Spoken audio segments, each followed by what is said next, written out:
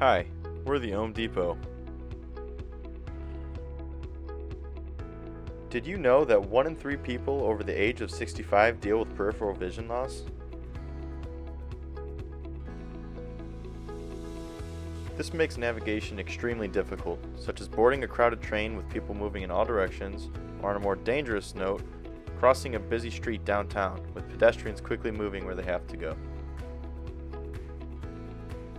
This is where a group of employees at Intel decided to collaborate on a project that would effectively make a wearable prototype to buzz the user to where the nearest objects in proximity are. This project was called IRSAW, which stands for Intel RealSense Spatial Awareness Wearable, which was dropped after some time. This is where our project began. The Leo Belt System. Standing for Low Vision Enhancement Opto-Electric Belt, this system detects obstacles using infrared light. 8 buzzers will be placed around the user's body. 6 of them will be attached to the user's vest, while 2 will be lowered to the ground on the user's ankles. These 8 buzzers will correspond to 8 sections of the depth camera that we're interested in.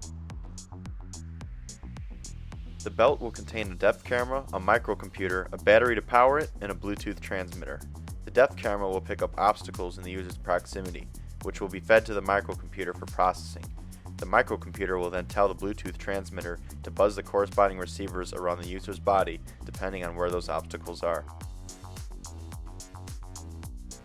The GUI for the end user consists of system status, system settings, system testing, and camera display. The system status shows the status of each buzzer and its associated intensity in real time. This allows the user to detect problems with each individual buzzer.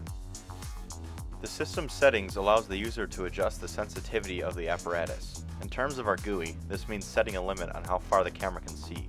You can see as the sensitivity is lowered, more buzzers turn off or lose strength, because the camera can no longer see objects a certain depth away. Likewise, as the sensitivity is raised, farther objects appear in view, causing more buzzers to begin vibrating.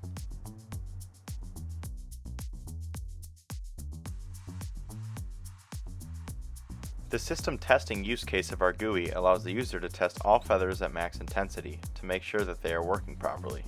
The button test actuators will send signals to the buzzers to make them vibrate at full power.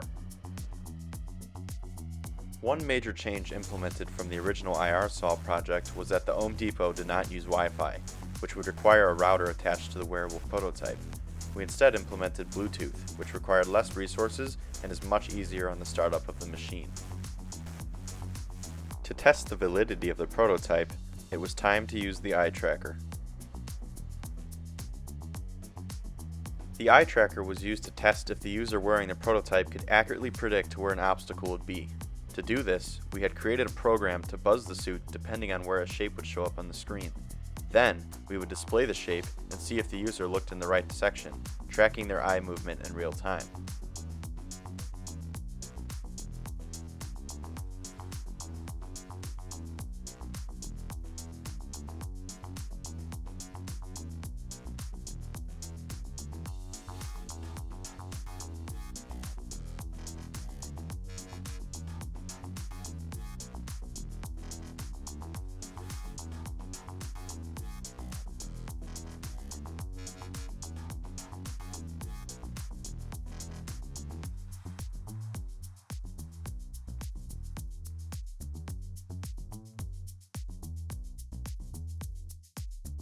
Watch as the purple dot shows the user's gaze through time, and how it's possible, while wearing the vest, to predict the location of the circles.